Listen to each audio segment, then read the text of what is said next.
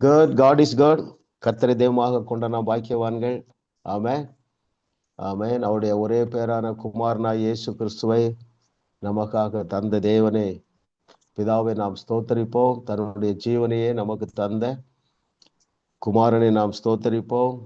சகல சத்தியத்திற்குள்ளேயும் நடத்துகிற தேவனுடைய ஆவியானவருக்காக நாம் தேவனுக்கு நன்றி சொல்லுவோம். இன்றைக்கு நம்முடைய 14வது சப்ஜெக்ட்ல கடைசி வகுப்பு.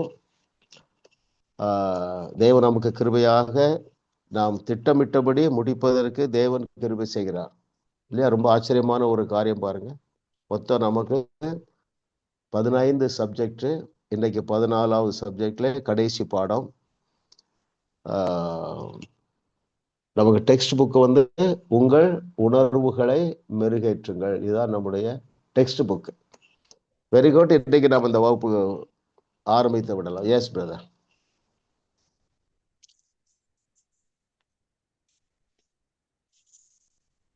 சிஸ்டர் மகேஸ்வரி அன்மியூட் பண்ணிடுங்க.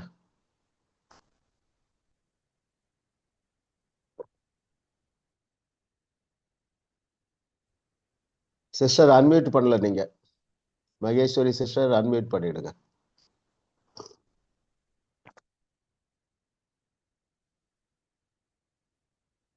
சிஸ்டர் நீங்க அன்மியூட் பண்ணல. மகேஸ்வரி சிஸ்டர். எஸ், படிங்க படிங்க. என்ன சொன்ன நீங்க?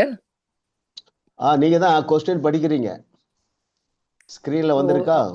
எனக்கு கொஞ்சம் வசதி குறைவு பாஸ்டர். வேற யாரும் ஓகே, வேற யார் படிக்கிறாங்க? லிதியா சிஸ்டர்.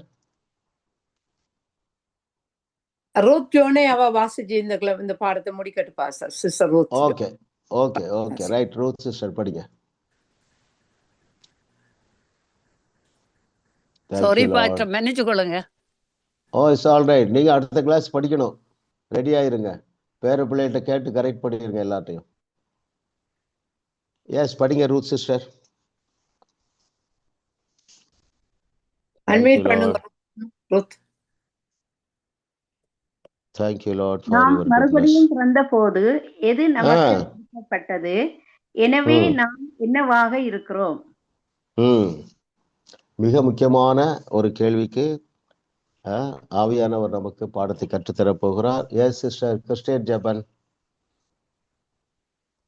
எங்களுக்கு புதிய ஆவி கொடுக்கப்பட்டிருக்கிறது, புது சிருஷ்டியாய் இருக்கிறோம். Very good very good very good very good. இல்லையா? ஆமா, இது வந்து நம்ம அறிவுல மாத்திரம் இருந்தா போதாது, சரிங்களா? உணர்வுலே இருக்கணும். பாருங்க, நாம் மறுபடியும் பிறந்த போது எது நமக்கு கொடுக்கப்பட்டது, எனவே நாம் என்னவாக இருக்கிறோம். பேஜ் வந்து 160, 160வது பக்கத்துல கடைசி பேராகிராஃப். நாம் மறுபடியும் பிறந்த போது புத்தம் புதிய ஆவி நமக்கு கொடுக்கப்பட்டது, நாம் புது சிருஷ்டியா இருக்கிறோம், பழையவைகள் எல்லாம் ஒளிந்து போயின, எல்லாம் புதியதாய் மாறி இருக்கின்றன, நாம் இப்பொழுது நீதியிலும் மெய்யான பரிசுத்தத்திலும் மறுபடியும் சிருஷ்டிக்கப்பட்டிருக்கிறோம், நம்முடைய புதிய ஆவியில் எவ்வித பாவமும் அசுத்தமும் இல்லை, காரணம் ரட்சிப்பின் அந்த கணத்தில், அதாவது அந்த நேரத்தில் வாக்கு பண்ணப்பட்ட பரிசுத்த ஆவியானவரால் நாம் முத்திரை போடப்பட்டு இருக்கிறோம். எபேசியர் 1:13. ஓகே, பாருங்க, நான் என்ன எதிர்பார்க்கிறேன்னா, இதை வந்து நம்ம ஒரு நாள் மறக்க கூடாது. நாம் ஒரு நாள் ரட்சிக்கப்பட்டோம், மறுபடியும் பிறந்தோம், புதிய ஆவி நமக்கு வந்துட்டு புதிய சிருஷ்டியா இருக்கிறோம். இதை அருமையானவர்களே, உங்களிடத்துல சிலர் ஆலோசனைக்கு வரலாம், சிலர் ஜபத்துக்கு வரலாம், இல்லையா? பேனிக் ஆயிடக்கூடாது, பதஷ்டப்படக்கூடாது. யார் பதஷ்டப்பட மாட்டாங்க? நான் புதிய ஆவியை பெற்றிருக்கிறேன், நான் புதிய சிருஷ்டி, சோ என்னிடத்துல இதற்கு தீர்வு இருக்கிறது. நீங்க வந்து இந்த நாலேஜோட, இந்த உணர்வோடு கூட நீங்க ப்ரேயர் பண்றீங்கன்னு வைங்களேன், இயேசு நாமத்தினால இப்பொழுதே உனக்கு சுகம் உண்டாகிறது, இயேசு நாமத்தினால இந்த குடும்பத்தை பிரித்திருக்கிற ஆவியை போ, கணவனும் மனைவியும் இன்றையிலிருந்து சேர்ந்து வாழுவார்கள் என்று நீங்க பேசுறீங்க. நான் என்ன சொல்லுகிறேன், அது நடக்காவிட்டாலும் நடந்தாலும் நீங்கள் புது சிருஷ்டியாகத்தான் இருக்கிறீர்கள் என்பதை மறந்து போகாதீர்கள். அப்படி என்றால் என்ன அர்த்தம் என்றால், வாழ்க்கையிலே நீங்கள் சந்திக்கிற அத்தனை பிரச்சனைக்கும் தீர்வு உங்களிடத்துல இருக்கிறது. இது என்னன்னு செய்யும்னா, நம்ம சுற்றி 1000 பிரச்சனை இருக்கலாம், நம்மை சுற்றி 1000 பிரச்சனை இருக்கலாம். ஆனால் உங்கள் இருதயத்திலே நீங்கள் சமாதானமாகத்தான் இருப்பீர்கள். சரிங்களா? ஆமா, எல்லாரும் தேறி இருக்கிறீர்கள்.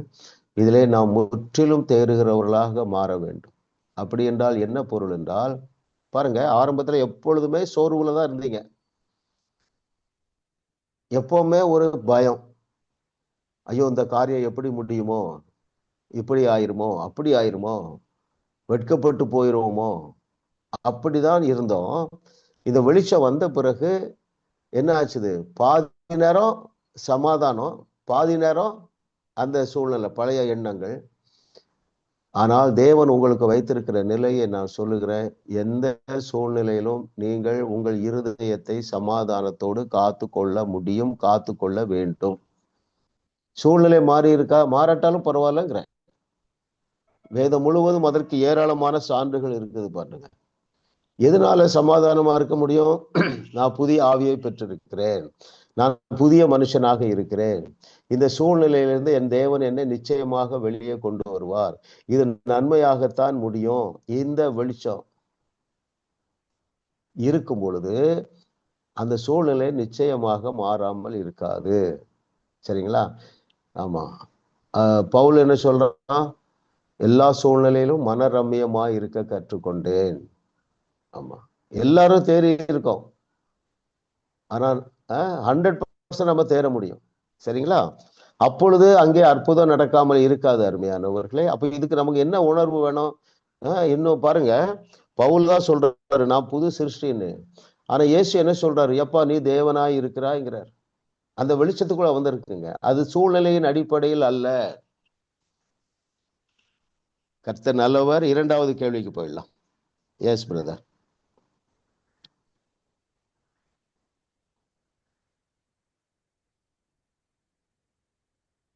நாம் மறுபடி பிறந்த போது எது நமக்கு கொடுக்கப்பட்டது? எனவே நாம் என்னவாக இருக்கிறோம்? 2வது கொஸ்டின் நம்பர் 2. Yes brother.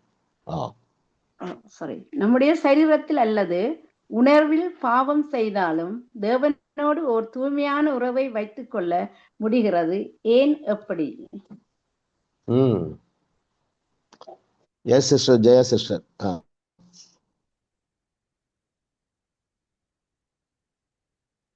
மறுபடி பிறந்த போது எல்லாம் புதித முழுமையாக நித்திய மீட்பு அடைஞ்சிருக்குது. பரிசுத்த ஆவியான சீல் பண்ணி இருக்கிறபடினால, ஓகே, முத்திரை போட்டிருக்கிறபடினால இது பண்ண முடியாது. பரிசுத்த ஆவி பரிசுத்தத்தை காத்துக்கொள்ளும். Very good, correct. பாருங்க, பேஜ் 161 பாட்டம் பேராகிராஃப்ல பாதியில பாருங்களேன். நம் ஆவி உடனடியாக முத்திரையிடப்பட்டது. நாம் மறுபடி பிறந்த பொழுது என்னைக்குன்னே நீங்க உங்களால கண்டுபிடிக்க முடியும். நான் மறுபடி பிறந்துட்டேனா இல்லையா? சிலருக்கு இன்னும் சந்தேகம் இருக்கும். இந்த டீம்ல யாருக்கும் அந்த சந்தேகம் இருக்காது நான் நினைக்கிறேன்.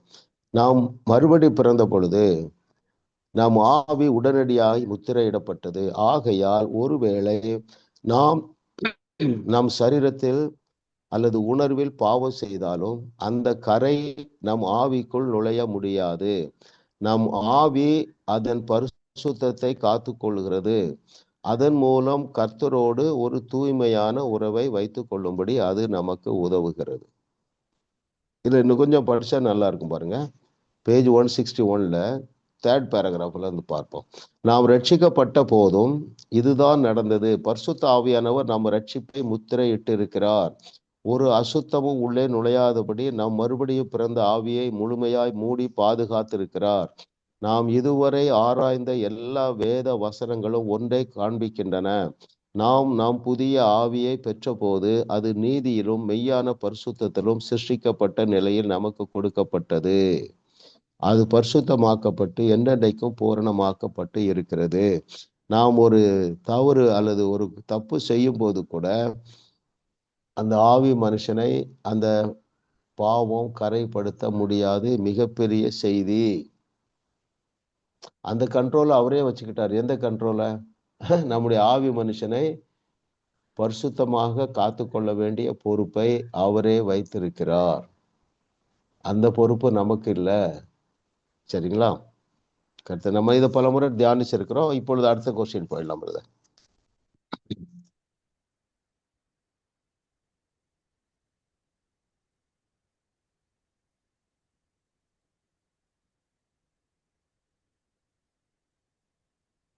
கிறிஸ்துவுக்குள் நம் புதிய அடையாளத்தை புரிந்து கொள்வதனால் உண்டாக்கும் முக்கியமான பலன்களில் ஒன்று என்ன?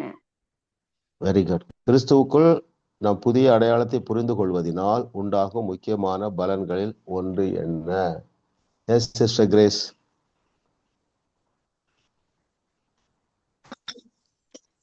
தேவனோடு தைரியமா ஐக்கியம் கொள்ள முடியும் என்பது கிறிஸ்துவுக்குள் நாங்கள் புதிய அடையாளத்தை புரிந்து கொள்வதனால் உண்டாகும் முக்கியமான பலனில் ஒன்றாகும். ஓகே, நீங்களே பதில் சொல்லுங்க. கிறிஸ்துவுக்குள் நம்முடைய அடையாளம் என்ன? நாங்கள் தேவ பிள்ளைகளா இருக்கு. பிள்ளைகளா வேற போன கொஸ்டின்ல படிச்சோம் பாருங்க. நான் தகுதி அடையா இருக்கிறேன், நீதிமானா இருக்கிறேன், பரிபூர்ணமா இருக்கிறோம். இந்த அறிவு அருமையானவர்களே தேவனோடு விசுவாசத்தோடு தைரியமாய் ஐக்கியம் கொள்ள முடிகிறது. முன்னால எப்படி இருந்தோம்? எப்பொழுது நம்ம தேவனிடத்துல போனாலும் என்ன உணர்வு இருந்தது? நான் இதை செய்யல, அதை செய்யல, இதை செய்துட்டேன். சதா குற்ற உணர்வு.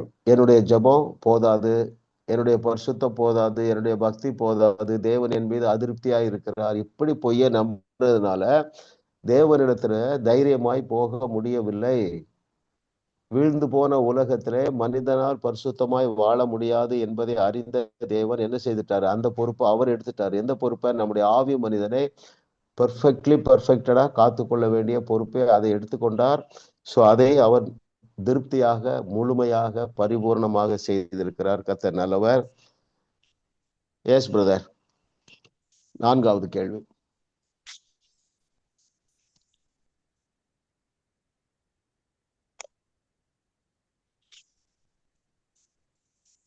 நாம் எப்பொழுதும் எப்படித்தான் இருக்கிறோம்?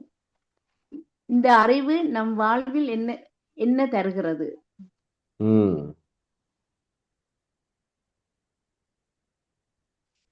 யாரு ஆன்சர் பண்ணோம்? ஜெயக்குமார் அனட்டா. நாங்கள் எப்போதும் நீதிமானாக கர்த்தருக்குள் பரிசுத்தவானாகவே இருப்போம். எங்கள் உணர்வுகள் மேலங்களும் ஏறி இறங்காது. ஒரு ஸ்திரத்தன்மை எங்கள் உணர்வுகளில் இருக்கும். ஆமா, இது எல்லாரும் நீங்க என்ஜாய் பண்ண ஆரம்பிச்சிட்டீங்கல்ல? ஆமென். ஆமென். ஒரு சமாதானத்துல ஒரு ஸ்திரத்தன்மை இல்ல? வேதம் முழுவதும் இதற்கு ஏராளமான உதாரணங்கள் உண்டு. இதை படிச்சிருவோம். பேஜ் 165. கேள்வி என்ன? நாம் எப்பொழுதும் எப்படித்தான் இருக்கிறோம்?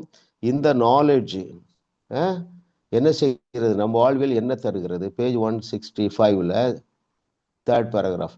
இது வல்லமையான சத்தியம் அல்லவா? நீங்கள் பரிசுத்தத்திலும் இன்றும் என்றும் அவரோடு ஐக்கியத்திலும் வாழும்படி பாவத்திலிருந்து உங்களை ரட்சிப்பதற்கு தேவையான சகலத்தையும் தேவன் ஏற்கனவே உங்களுடைய ஆவியில் செய்திருக்கிறார்.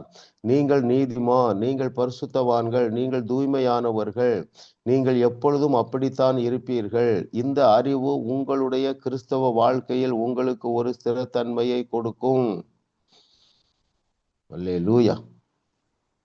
உங்கள் செயல்பாட்டின் அடிப்படையில் உங்களுடைய உணர்வுகள் மேலும் கீழும் ஏறி இறங்காது.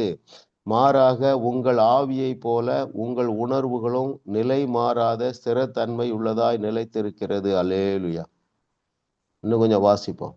கிறிஸ்துவுக்குள் நீங்கள் யார் என்ற அடிப்படையில் உங்கள் உணர்வுகள் இருக்க வேண்டும் என்பதை நினைவில் வைத்துக் கொள்ளுங்கள். அப்பொழுது உங்கள் செயல்கள் மேலும் கீழும் இறங்கினாலும் உங்கள் உணர்வுகள் அவ்வாறு ஏறி இறங்காது. யாராவது 1-2 பேர் நீங்க அவசரப்படாம சாட்சி சொல்ல முடியுமா?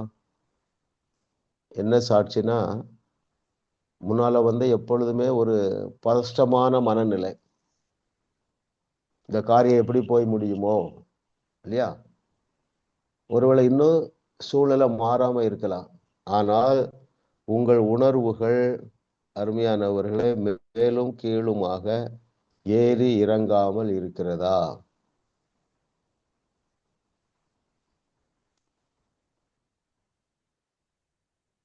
வரிசையா சொல்ல சொன்னா எல்லாரும் சொல்லுவீங்க. I know that. யாராவது ஒருத்தர் சும்மா சொல்லுங்களேன். வீடியோல வராதவங்க சொல்லுங்க. யோகேஸ்வரி, லக்ஷி, அப்புறம் ரஞ்சினி. சொல்லுவா பாஸ்டர். என்ன பேர் சொல்லி சொல்லுங்க. ஸ்ரீதேவி பாஸ்டர். எனக்கு டாக்டர் எல்லாம் பேட் ரிப்போர்ட் கொடுத்தாங்க. ஆனா நான் இந்த மனச தேவ சமாதானத்தோட இருக்கிறேன் பாஸ்டர். நான் அந்த ரிப்போர்ட்டை பற்றி ஒரி பண்ணவே இல்லை. அதை பற்றி கன்சிடரும் பண்ண இல்லை. நான் நல்ல சமாதானமா இருக்கிறேன். ஆமா, நான் இந்த டெஸ்டுக்கும் போகவும் இல்லை. அவள் சொல்ற டெஸ்ட் ஒன்றுக்கும் போகாம பேசாம இருக்கிறேன் பாஸ்டர். ஆமா, பெரிய மோசமான ரிப்போர்ட் வந்தா ரொம்ப பெரிய டான்ஸ் ஆடணும். அதான் நான் நல்ல சந்தோஷமா இருக்கிறேன். எனக்கு உடம்புல ஒரு வருத்தமும் இல்ல பாஸ்டர். அவங்க சும்மா சொல்றாங்க ரிப்போர்ட் டெஸ்ட் பண்ணி. ஆனா நான் நார்மலா, எனக்கு உடம்புல ஒரு சிக்னஸும் இல்ல. Very good. அதே நேரத்துல சிஸ்டர், அதே நேரத்துல நீங்க மெடிசன் சாப்பிடுறது தப்பு இல்ல. ஆஸ்பத்திரிக்கு போறது தப்பு இல்ல. அதாவது குற்ற உணர்வு, பயம், ஒரு இன்ஃபீரியாரிட்டி காம்ப்ளெக்ஸ், ஒரு டிப்ரெஷனு, இதுல இருந்து எல்லாரும் வெளியே வந்துட்டோம். சிலருக்கு ஃபிளக்சுவேஷன்ஸ் இருக்கும், ஆனால் முதிர்ந்தவர்களுக்கு ஃபிளக்சுவேஷன்ஸ் இருக்காது. சரிங்களா? ஒஸ்ட் கேஸ் என்ன நடக்கும்? அப்பாட்ட ஜாலியா போய் இருக்க போறோம், அவ்வளவுதானே? ஆமா. ஆனா நீங்க எல்லாம் பயிற்சி பெற்று இருக்கிறீர்கள். நீங்கள் இன்னும் அநேக ஆண்டுகள் இந்த உலகத்துல இருந்து அநேகருக்கு ஆசீர்வாதமா இருப்பது தேவையா இருக்கு. சரிங்களா? நல்லவ எல்லாரும் சாட்சி சொல்ல முடியும். I know that. Okay. So இது எதனால அந்த சமாதானம் வருகிறது? யோசித்து சொல்லுங்க. எதனால அந்த சமாதானம் வருகிறது?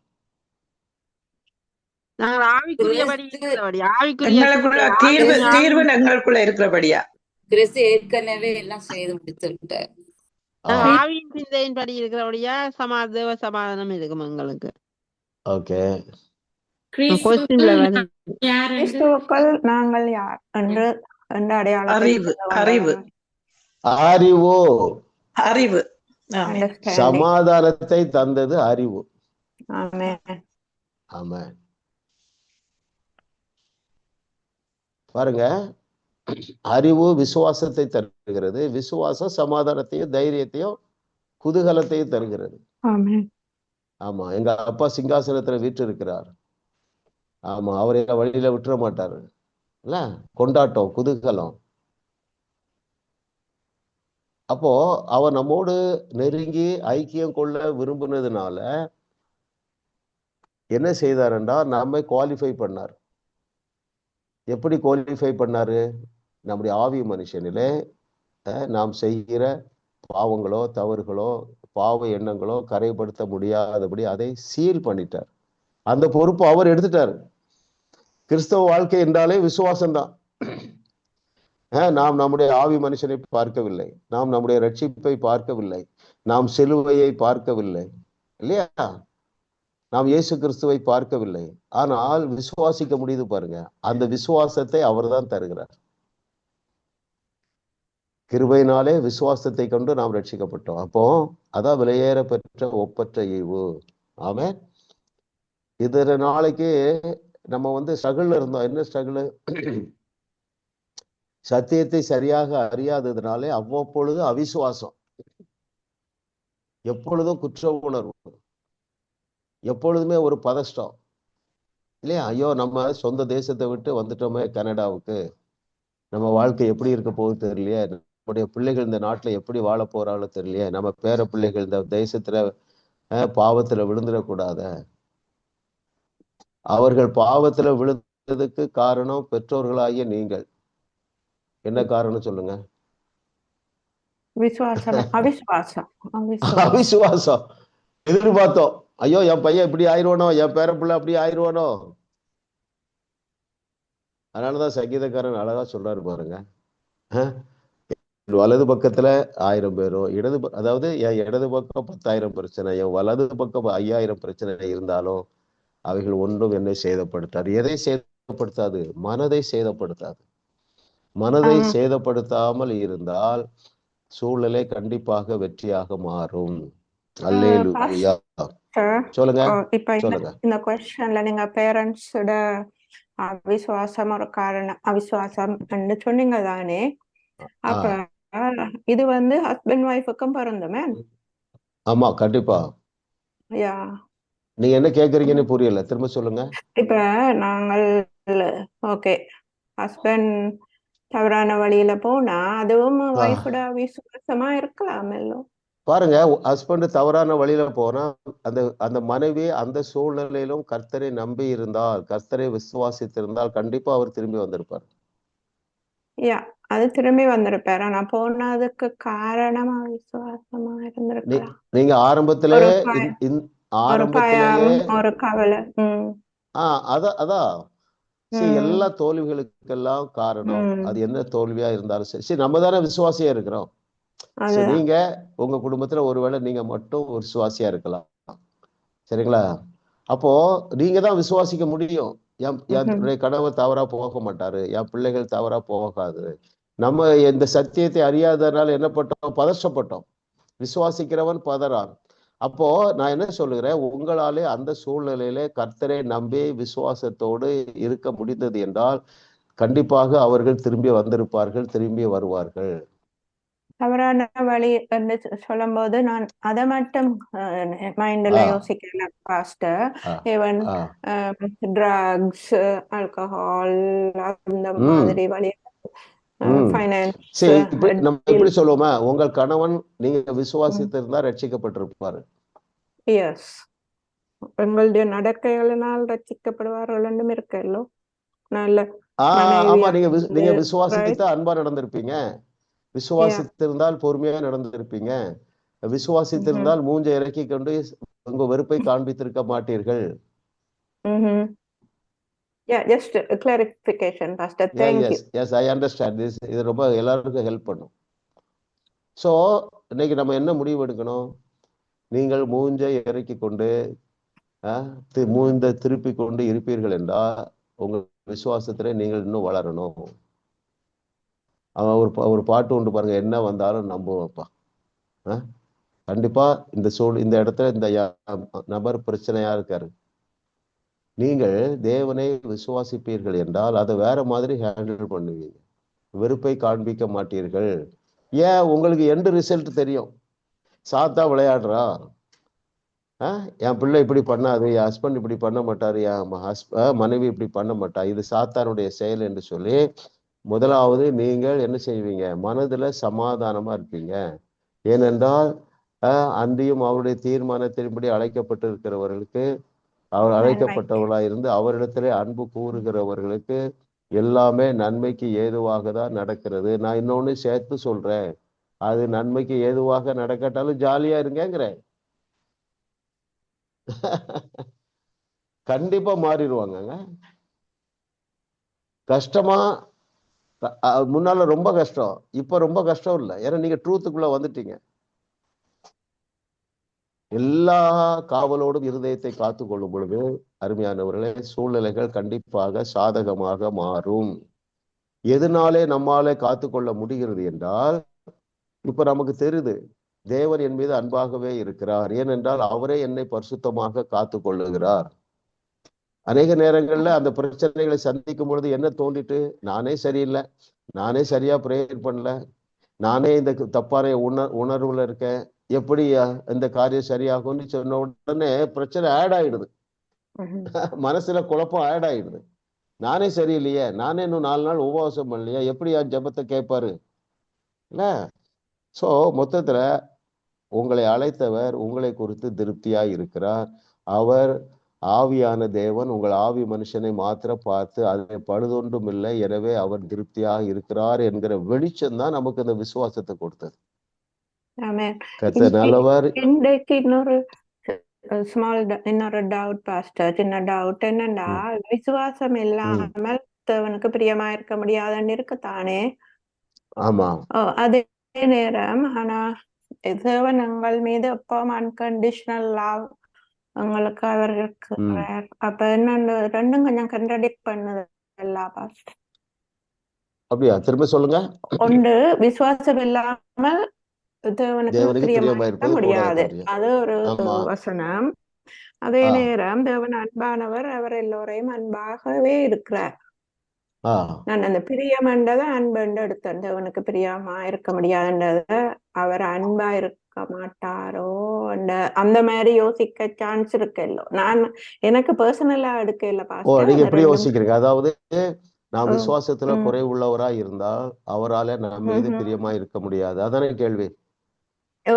அதுதான் somewhat like that. Yeah. விசுவாசம் இல்லாமல் தேவனுக்கு பிரியமா இருப்பது கூடாத காரியம். அதை நம்ம இப்படி எடுப்போமே, விசுவாசம் இருந்தால் நீங்கள் தேவன் மீது பிரியமா இருப்பீர்கள். Of course. அவர் நம்ம மீது பிரியமா இருக்குது ஒரு சைடு. நமக்கு விசுவாசம் இருந்தா நாம தேவன் மேல பிரியமா இருப்போம், தேவன் மீது வாஞ்சையா இருப்போம். ஓகே. விசுவாசம் இல்லாமல் தேவனுக்கு பிரியமா இருப்பது கூடாத காரியம். உங்களுக்கு என்ன கேள்வின்னா, அப்ப நான் விசுவாசத்துல குறைவுள்ளவனா இருந்தால் தேவன் என்னை வெறுப்பாரா? அதான கேள்வி. அப்படித்தான் நான் நினைச்சதான். இப்ப நீங்க சொல்றபடி எனக்கு விளங்குது. அந்த வசனம் என்ன சொல்லுதுன்னா, நாங்கள் தேவனில் பிரியமா இருக்க மாட்டோம் விசுவாசம் இல்லாத. அது கரெக்ட் தான் இல்ல? நான் இப்ப டிஸ்கஸ் பண்ணும்போது எனக்கு அது ஞாபகம் வருது, உங்ககிட்ட இருந்து எஸ்கேப் ஆறதுக்கு. ஆமா, சரி, நம்ம வந்து தேவன் என்னை நேசிக்கிறார் என்கிற விசுவாசம் இல்லை என்றால் நம்மால அவரை நேசிக்க முடியாத, நம்ம அவரிடத்துல தைரியமா போக முடியாத. நம்ம ரெண்டும் நம்ம டிஸ்கஸ் பண்ணோம். அதே போல பாருங்க, சவுல் வந்து தேவனை விசுவாசிக்க முடியல அந்த சூழ்நிலையில. எனவே அந்த எங்க கோலியாத்துக்கு முன்னாடி. எனவே தேவன் அவன் மீது பிரியமா இல்லை. இப்ப கேள்வி என்னன்னா, நல்ல கேள்வி என்னன்னா, நான் விசுவாசத்துல பலவீனமா இருக்கும் பொழுது தேவன் என்னோட மேல் வைத்திருக்கிற பிரியத்தை மாற்றிக்கொள்வாரா, மாற்றிக்கொள்ள மாட்டாரா? பாருங்க, இதுலயும் ஒரு ரகசியம் இருக்கு பாருங்க. என் மீது நான் இப்போ விசுவாசத்துல பலவீனனா தான் இருக்கிறேன், ஆனாலும் என் தேவனுடைய அன்பு என் மேல் மாறாது என்கிற உணர்வு இருந்தது என்றால் கண்டிப்பாக அவர் உங்கள் மீது பிரியமா தான் இருப்பார். இன்னும் சொல்ல போனா நீங்க விசுவாசத்துலதான் இருப்பீங்க.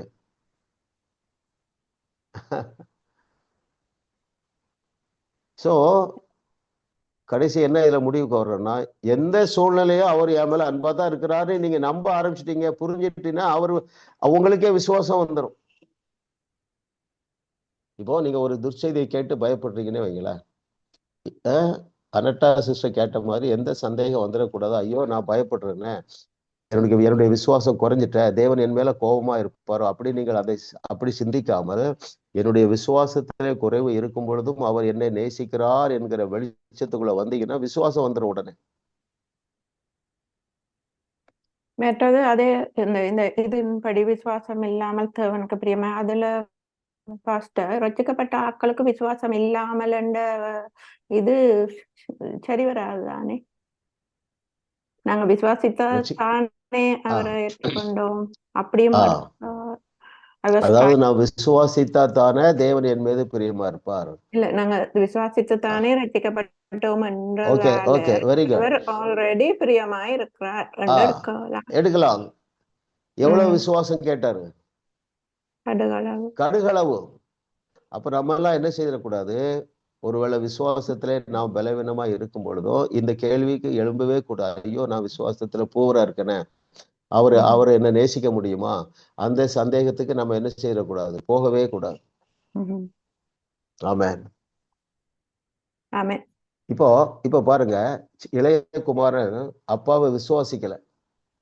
என்ன விசுவாசிக்கல? நான் திரும்பி போவேன், எங்க அப்பா என்னை ஏற்றுக்கொள்வார் என்று அவனை விசுவாசிக்கவே இல்லை. என்ன சொல்லிட்டு போறான்? அப்பா ஐ எம் நாட் குவாலிஃபைடு, நான் ரொம்ப துரோகம் பண்ணிட்டேன், நான் வீட்டு வாசல்ல படுத்து இருக்கேன், ஏதாவது வேலை கொடுங்க, அப்படித்தான் போறான். அப்பா அவனை வெறுக்கலையே, ஏன்டா நீ என்னை நம்பல. நீ ஏன் என்ன நம்பல, ஏன் என்ன விசுவாசிக்கல, அப்படி கேள்வி கேட்கல பாருங்க. இன்னும் ஷார்ட்டா சொல்ல போனா, நாம் எவ்வளவுதான் தவறுகள் செய்தாலும் தேவ அன்பு மாறாது என்கிற வெளிச்சத்துக்குள்ள நம்ம வந்திருக்கிறோம். இன்னும் அதுல நம்ம வளருவோம். ஸோ கண்டிப்பாக நீங்கள் விசுவாசத்துல சில நேரம் தொய்ந்து போனாலும், நீங்கெல்லாம் செய்தியை கேட்குறீங்க, இந்த கிளாஸுக்கு ப்ரிப்பேர் பண்றீங்க, உடனே நீங்க என்ன செய்திருவீங்க, அதை அவிசுவாசம் நீங்க வெளிச்சத்துக்குள்ள வந்துருவீங்க. அது கான்ஸ்டன்ட் ஆயிடும், கன்சிஸ்டன்ட் ஆயிடும், ஏறி இறங்காது. எவ்வளவு பெரிய துர்ச்செய்தி வந்தாலும் சரி, நம்ம அவிசுவாசத்துக்குள்ள போக மாட்டோம். அப்படி ஒரு நிலை இருக்கிறது. ஆமென். Very good. 5வது கேள்விக்கு போயிடலாம்.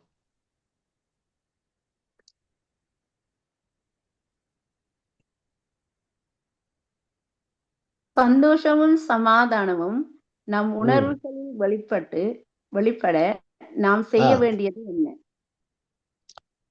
உலகத்துல அருமையானவர்களே, கிரேட்டஸ்ட் பிளஸ்ஸிங்கே இதான், சந்தோஷமும் சமாதானம். அதுதான் சக்சஸ். வேற எந்த அளவுகோலும் கிடையாது, வேற எந்த ஸ்கேலும் கிடையாது அப்படின்னு நான் நினைக்கிறேன். சக்சஸுக்கு அளவுகோல், பிரதானமான அளவுகோல் நம்ம எந்த அளவு சந்தோஷமா இருக்கிறோம், அதாவது குதூகலமா இருக்கிறோம், எந்த அளவு சமாதானமா இருக்கிறோம். ஓகே, யார் சொல்றீங்க? கேள்வி வாசிக்கிறேன். சந்தோஷமும் சமாதானமும் நாம் உணர்வுகளில் வெளிப்பட நாம் செய்ய வேண்டியது என்ன? யார் சொல்லணும் பதில? லிதியா சிஸ்டர், யார் சொல்லணும்? பவானி சிஸ்டர் தான் இந்த டர்ன் அவன்தான் வரும், நான் சொல்லலாம். சிஸ்டர் ஜோசி. பவானி சொல்லு.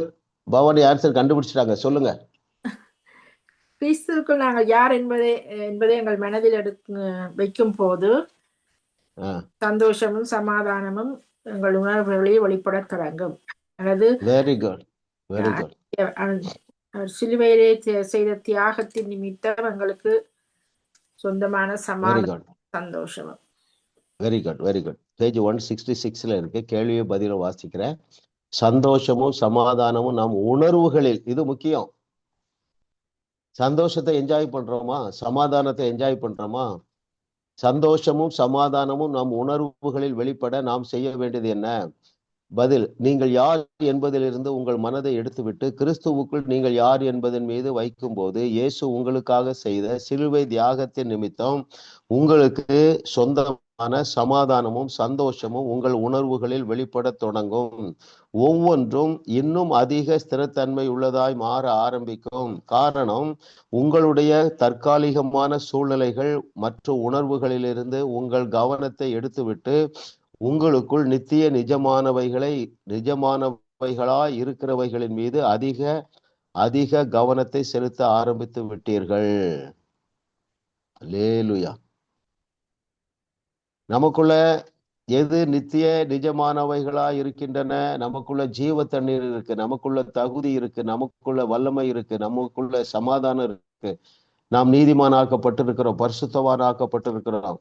இந்த அறிவு உணர்வை தந்து நமக்கு என்ன செய்யுது? சமாதானத்தை தருகிறது, சந்தோஷத்தை தருகிறது.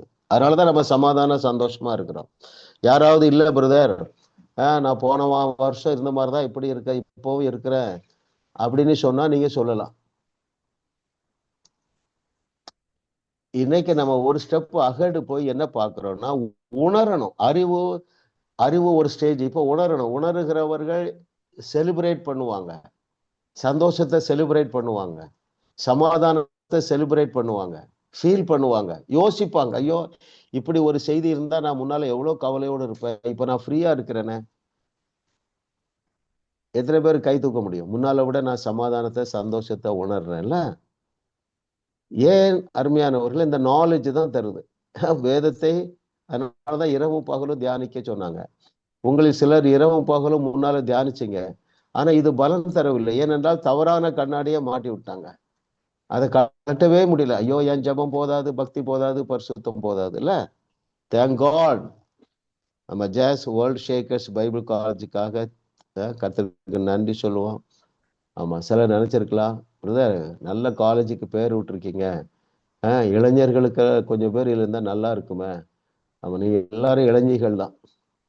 ஆமா, யாருமே பாட்டி கிடையாது, சரிங்களா? எல்லாரும் 120 ஆண்டுகளுக்கு மேலாக எப்படி ஆபிரகாம் 100 வயதுல உலகத்திற்கு ஆசீர்வாதமா இருந்தானோ, எப்படி மோசே 80 வயதுல இஸ்ரவேலர்களுக்கு ஆசீர்வாதமா இருந்தானோ, அதை போல நீங்கள் உலகத்தை உலுக்குவீர்கள். இப்பொழுது நாம் 6வது கேள்விக்கு போயிடலாம். எதற்குள் வாசம் பண்ணுவதை வேதம் ஆவிக்கேற்றபடி நடத்தல் என்று அழைக்கிறது. Yes sister Lydia. கிறிஸ்துவுக்குள் நாங்கள் யார் என்று தேவனுடைய வார்த்தை என்ன சொல்லுகிறதோ அப்படியே நாங்கள் விசுவாசிச்சு நடந்தா. Very good. ஆவிக்கேற்றபடி நடத்த பாருங்க. எதற்குள் வாசம் பண்ணுவதை வேதம் ஆவிக்கேற்றபடி நடத்தல் என்று அழைக்கிறது. புதிய மனுஷனுக்குள், கரெக்ட் தான் சிஸ்டர் பதில். அதாவது அதை அறிந்து அங்கீகரித்து வாழ்வதில். நான் வாசித்துறேன். எதற்குள் வாசம் பண்ணுவதை வேதம் ஆவிக்கேற்றபடி நடத்தல் என்று அழைக்கிறது என்றால், பேஜ் 167ல செகண்ட் பேராகிராஃப் பாட்டத்துல, உங்கள் மறுபடியும் பிறந்த மனுஷன் முற்றிலும் புத்தம் புதியவனாய் இருக்கிறான், அவனுக்குள் எவ்வாறு வாசம் பண்ணுவது என்று நீங்கள் கற்றுக்கொள்ள வேண்டும், அதைத்தான் ஆவிக்கேற்றபடி நடத்தல் என்று வேதம் அழைக்கிறது. இப்போ புதிய மனுஷன் முற்றிலுமாக தகுதியாக்கப்பட்டிருக்கிறான், அவனுக்குள் வாசம் பண்ணுவது என்றால் என்ன அர்த்தம்? விசுவாசித்து தேவனுடைய வார்த்தை என்ன சொல்லுகிறதோ விசுவாசித்து. தேவனுடைய வார்த்தை என்ன சொல்லுகிறது? கிறிஸ்துவுக்குள்ளே நாங்கள் யார் என்று. ஆமா, இப்படி இன்னும் ஷார்ட்டா 2 வச்சுக்கலாம்னு நினைக்கிறேன். கிறிஸ்துவுக்கு நான் யார்? ஃபர்ஸ்ட், ஐ ஆம் ஃபுல்லி குவாலிஃபைட். செகண்ட், ஐ ஆம் ஃபுல்லி எம்பவர்ட். தேர்டு, என் தேவன் என் மேல உயிரையே வச்சிருக்கிறார். அதை ஃபர்ஸ்ட்ல சொல்லுவோம். கிறிஸ்துவுக்கு நான் யார் என்றால், முதலாவது தேவன் என்னை முழுவதுமாக நேசிக்கிறார். 2வது, முழுவதுமாக என்னை தகுதிப்படுத்தி விட்டார். 3வது, நான் சந்திக்கிற அத்தனை பிரச்சனைகளுக்கும் தீர்வு அளிக்கக்கூடிய வல்லமையுள்ள நபராக என்னை மாற்றிவிட்டார். 4வது என்ன சொல்லலாம்? எல்லாரையும் நான் நேசிக்கிறவனாக இருக்கிறேன்.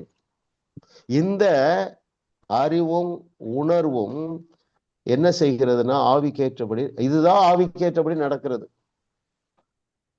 அப்போ துர்ச்செய்தியை கேட்டு பதற்றப்படுகிறவர்கள் ஆவிக்கேற்றபடி நடக்கவில்லை,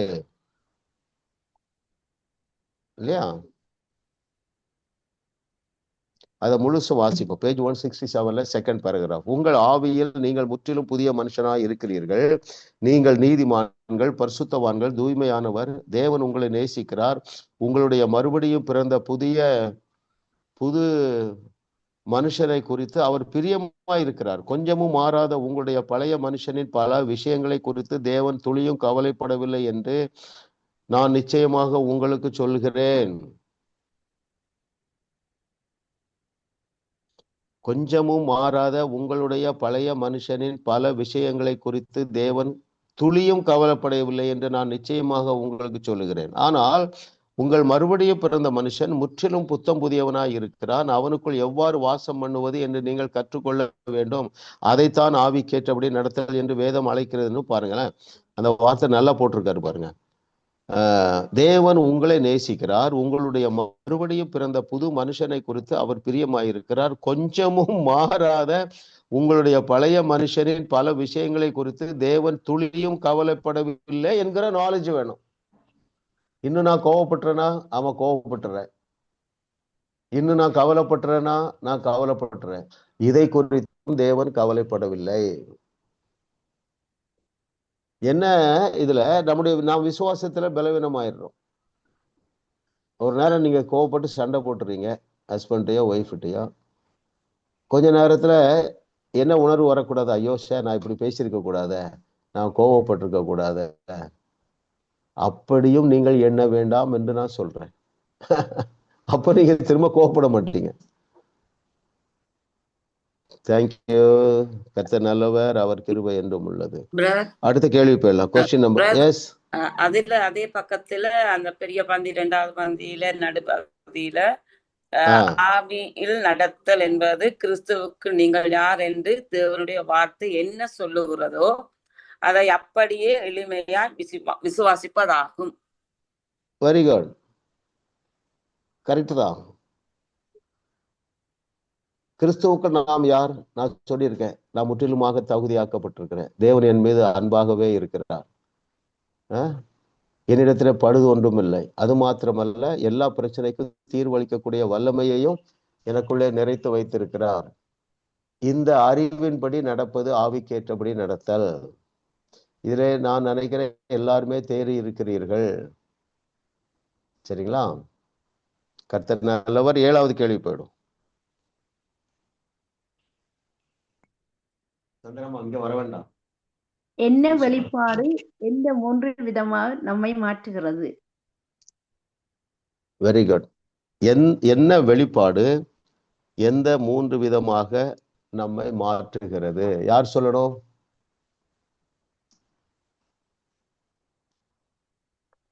பேம். மகேஸ்வரி அம்மா சொல்லி முடிய பேம் சொல்லுங்க.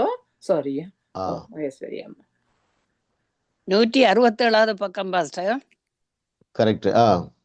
நீங்கள் சிந்திக்கிற விதமாக, நீங்கள் உங்களை பார்க்கிற விதமாக, நீங்கள் உங்களிடத்தில் மற்றவரிடத்தில் நடந்து கொள்ளும் விதமாக மாறுகிறது.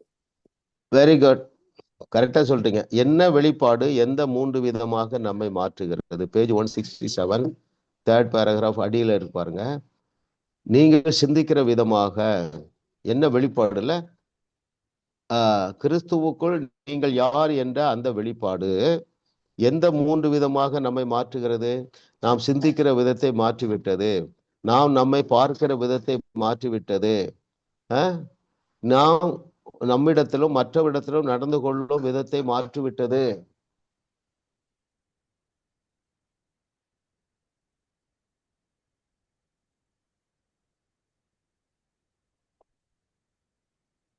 நம்முடைய சிந்தை மாறிவிட்டது இல்லையா?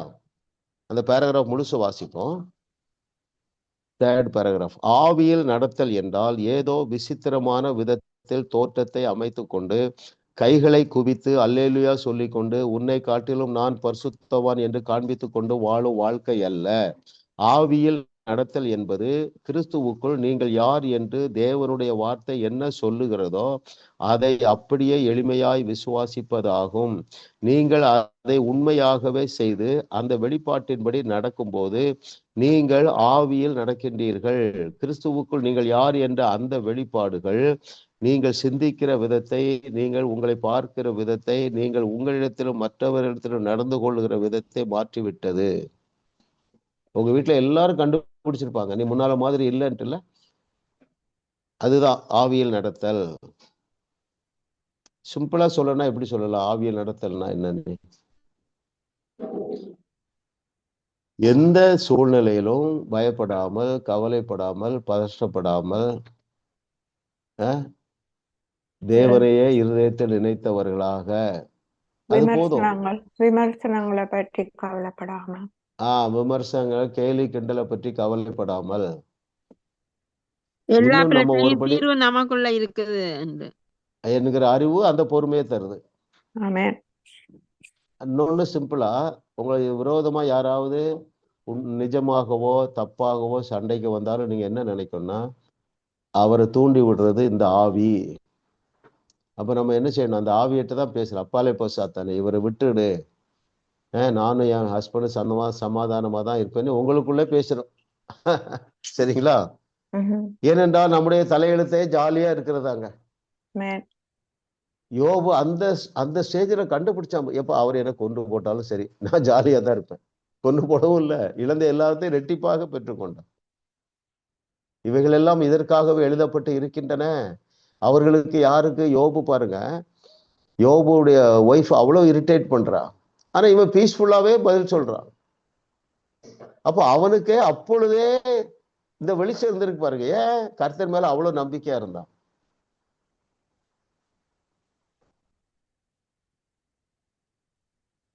அவன் சொல்றான், அந்நிய கண்களால் அல்ல என்னுடைய கண்களால என்ன ஸ்டேட்மெண்ட் பாருங்க.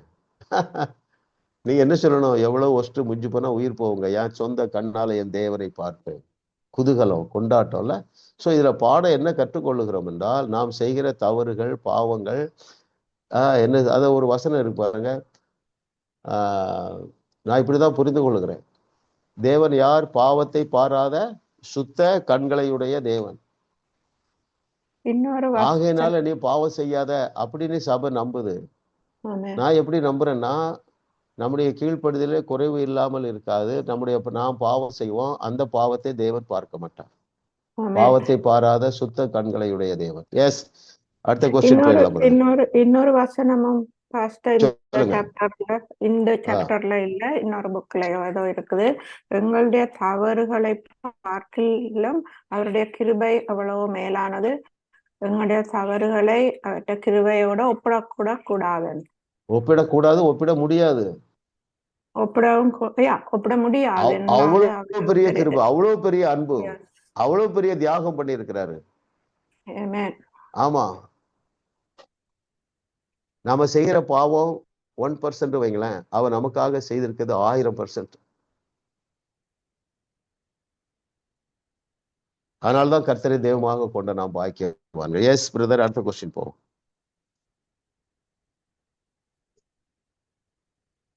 நாம் மறுபடியும் பிறந்த ஆவி எந்த ஐந்துக்கும் ஒருபோதும் உட்படுவதில்லை, மாறா இப்பொழுதும் என்ன செய்கிறது?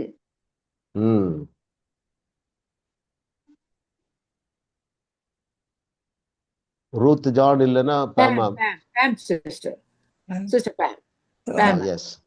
எங்களுடைய ஆவி சோர்வுக்கு போவதில்லை, களைப்படைவதில்லை, பரிதாபத்துக்கு போவதில்லை, மற்ற வருத்தப்படுவதில்லை, கர்த்தருக்குள் மகிழ்ச்சியாக களை கொண்டிருக்கும். பெரிய டெஸ்டிமனி. ஆமா, போன வாரம் ஒரு தம்பி ஒரு டீச்சர், சரிங்களா, எங்க சர்ச்சுக்கு வந்தாரு. ஒருத்தர் கூட்டு வந்தாரு. ஏன்னா அவர் மனைவி பிரிஞ்சு போயிட்டாரு. ஃபர்ஸ்ட் டைம் வந்தாரு பாருங்க.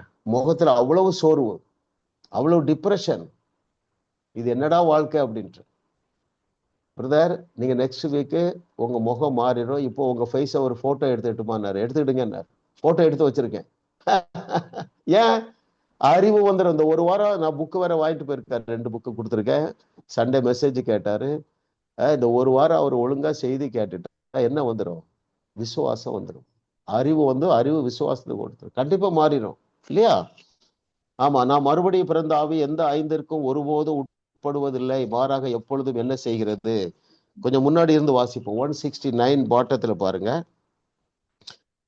ஆவி மனுஷன் ஆளுகை செய்யட்டும், எவ்வாறு உணர வேண்டும் என்று தங்களால் தேர்ந்தெடுக்க முடியும் என்பது பலருக்கு தெரியவில்லை. நல்ல பாயிண்ட் பாருங்க. என்ன உணர்வோடு வாழ முடியும், சந்தோஷமா வாழ முடியும் என்பதை நாம் தான் சூஸ் பண்ணணும். நான் மனசோர்வுக்குள்ளா இருக்கிறேன், அது அப்படித்தான், என்னால் ஒன்றும் செய்ய முடியாது என்று அவர்கள் நினைக்கிறார்கள். ஆனால் அது உண்மை அல்ல. உங்களுடைய மறுபடியும் பிறந்த ஆவி ஒருபோதும் மனசோர்வுக்குள் ஆவதில்லை. அது எப்பொழுதும் அன்பு, சந்தோஷம், சமாதானம், நீடிய பொறுமை, கனிவு, நற்குணம், விசுவாசம், சாந்தம், இச்சை அடக்கத்தினால் நிறைந்து இருக்கிறது. உங்களுடைய ஆவி ஒருபோதும் 1 மனச்சோர்வுக்குள் ஆவதில்லை, 2 களைப்படைவதில்லை, 3 சுய பரிதாபம் அடைவதில்லை, 4 தோல்வி அடைவதில்லை, 5 வருத்தத்திற்கும் உட்படுவதில்லை. எனவே எப்பொழுதும் கர்த்தருக்குள் மகிழ்ந்து அது களி கூர்ந்து கொண்டேதான் இருக்கிறது. இதை விசுவாசிக்கிறது தான் விசுவாசியுடைய வேலை. அதனாலதான் நமக்கு விசுவாசின்னு பேரு. அதிலே நாம் அநேக தேறி இருக்கிறோம், இன்னும் தேறுவோம். தேவன் நம்ம இடையில விட்டு விட மாட்டார். Very good.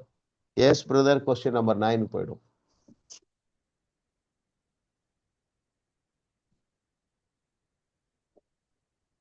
நாம் யார் என்பதை குறித்து தியானிக்க எந்த 3ற்கு பதிலாக எவைகள் நம்மிலிருந்து வழிந்தோடும்? அடுத்தது யார் சிஸ்டர்? ரூத் சிஸ்டர் தான் சொல்லணும். Sister Ruth John. என்னோட ரெடி பாஸ்டர். சொல்லுங்க ரூத் சிஸ்டர். நான் ரெடி இல்ல பாஸ்டர். ஓகே, வேற யாராவது சொல்லுங்க. இதுவரைக்கும் சொல்லாதவங்க. இருங்க ரஞ்சினி சொல்லுங்க. ஓகே, 173ஆம் பக்கம் லாஸ்ட். தேவன் எனக்காக என்ன செய்திருக்கிறார் என்று நான் நினைக்கிறேன், அப்பொழுது என்ன நடக்கும் என்று உங்களுக்கு தெரியுமா? கோபத்துக்கு பதிலாக அன்பு மூலம் வழிந்தோடும். மனச்சோர்வுக்கு பதிலாக சந்தோஷம் என் மூலம் வழிந்தோடும். கவலை மற்றும் பயத்துக்கு பதிலாக சமாதானமும் நீடிய பொறுமையும் என் மூலம் வழிந்தோட ஆரம்பிக்கும். இது ஒவ்வொரு முறையும் எனக்கு நடக்கிறது. Very good. கர்த்தர் நல்லவர் பாருங்க, கரெக்டா கண்டுபிடிச்சிட்டீங்க பாருங்க. கேள்வியும் பதிலையும் நான் வாசிக்கிறேன். நாம் யார் என்பதை குறித்து தியானிக்க தியானிக்க, ரொம்ப முக்கியம் பாருங்க. தியானிக்க தியானிக்க தியானிக்க தியானிக்க தியானிக்க தியானிக்க தியானிக்க என்ன நடக்குது? எந்த மூன்றிற்கு பதிலாக எவைகள் நம்மிடத்திலிருந்து வழிந்தோடுகிறது? ஒன்று, கோபத்திற்கு பதிலாக அன்பு என் மூலம் வழிந்தோடுகிறது. மன சோர்வுக்கு பதிலாக சந்தோஷம் என் மூலம் வழிந்தோடுகிறது. 3, கவலை மற்றும் பயத்திற்கு பதிலாக சமாதானமும் நீடிய பொறுமையும் என் மூலம் வழிந்து ஓட ஆரம்பிக்கிறது. இது ஒவ்வொரு முறையும் எனக்கு நடக்கிறது. அதுல முழு பகுதியை வாசிப்போம். கடைசி பேராகிராஃப், பேஜ் 173ல லாஸ்ட் பட் 1ன்னு வைங்க. தேவனுடைய வார்த்தைக்கு செல்லுங்கள், நான் அதைத்தான் செய்கிறேன். நான் யார் என்பதை குறித்து நான் தியானித்து ஜெபிக்க ஆரம்பிக்கிறேன். தேவன் எனக்காக என்ன செய்து இருக்கிறார் என்று நான் நினைக்கிறேன். அப்பொழுது என்ன நடக்கும் என்று உங்களுக்கு தெரியுமா? கோபத்திற்கு பதிலாக அன்பு என் மூலம் வழிந்தோடும். மனசோர்வுக்கு பதிலாக சந்தோஷமும் என் மூலம் வழிந்தோடும். கவலை மற்றும் பயத்திற்கு பதிலாக சமாதானமும் நீடிய பொறுமையும் என் மூலம் வழிந்தோட ஆரம்பிக்கும். இது ஒவ்வொரு முறையும் எனக்கு நடக்கிறது. அல்லேலூயா. மாறிட்டோம். எல்லாரும் உங்களுக்கு சொல்லுங்க, நான் மாறிட்டேன். ஆமா. சிலர் நினைக்கலாம், கிறிஸ்டியன் ஜெபன் எப்படி தெரியல, அங்கிளுக்கு தெரியல, நான் இன்னும் சண்டை போடுறேன் அப்படின்ட்டுல. நீ மாறிட்டேன்னு சொல்லுங்க, எல்லாரும் மாறிடலாம். பிசாசு இடம் கொடுக்க மாட்டோம். எங்களுக்கும் அந்த ஸ்ட்ரகிள் இருக்கு, மிஸ் அண்டர்ஸ்டாண்டிங் வருது, சத்தம் ரைஸ் ஆயிடுறோம். ஆமா. ஆனால் அருமையானவர்களே, அவைகளின் மத்தியிலும் முன்னால சண்டை போட்டா 2 நாள் பேச மாட்டோம். இப்போ அப்படி அந்த சிச்சுவேஷன்ல மாறிட்டு எது முற்றிலுமாக மாறி இருக்கிறது என்றால், எல்லா சூழ்நிலையிலும் ஒரு சமாதானம். அந்த சமாதானத்தை சூழ்நிலைகள் திருட முடியவில்லை, டாக்டர் ரிப்போர்ட் திருட முடியவில்லை. அதுதான் வெற்றிக்கு ஆரம்பம். எஸ் பிரதர், அடுத்த கொஸ்டின் போயிடும்.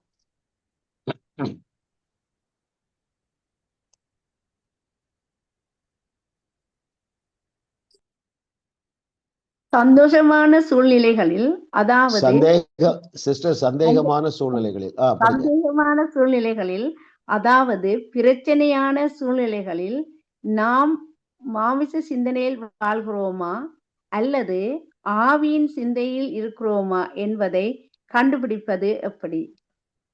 இதுவரைக்கும் சொல்லாதவங்க சொல்லுங்க. பேர் சொல்லிட்டு சொல்லிருங்க. நான் சொல்றேன். ஸ்ரீதேவி. பயம், கலக்கம், கவலை இருந்தா மாமிச சிந்தை. எங்களால் புரிந்து கொள்ள முடியாத, எங்களால் அறிவு கட்டாத, எங்களுக்கு யாருக்கு நிரூபிக்க முடியாத சமாதானம் இருந்தால் ஆவியின் சிந்தை. அல்லேலூயா. சமாதானம் ஆவியின் சிந்தை, பயம், கலக்கம். Very good. எவ்வளவு பெரிய சரியான சத்தியம். சந்தேகமான சூழ்நிலைகளில், அதாவது பிரச்சனையான சூழ்நிலைகளில் நாம் மாம்ச சிந்தையில் வாழுகிறோமா அல்லது ஆவியின் சிந்தையில் வாழுகிறோமா என்பதை கண்டுபிடிப்பது எப்படி? பதில், சந்தேகமான சூழ்நிலைகளில் உங்கள் வாய்ப்புகளை கருத்தில் எடுத்துக்கொள்ளுங்கள்.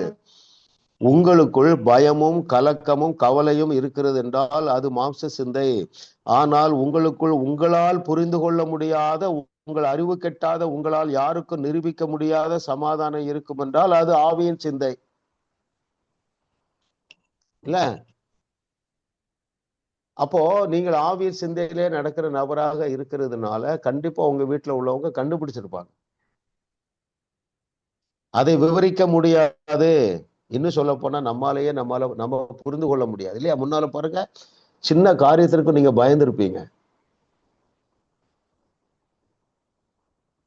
ஏன் அந்த சின்ன பிரச்சனை பெரிய பிரச்சனை ஆயிடுச்சு தெரியுமா?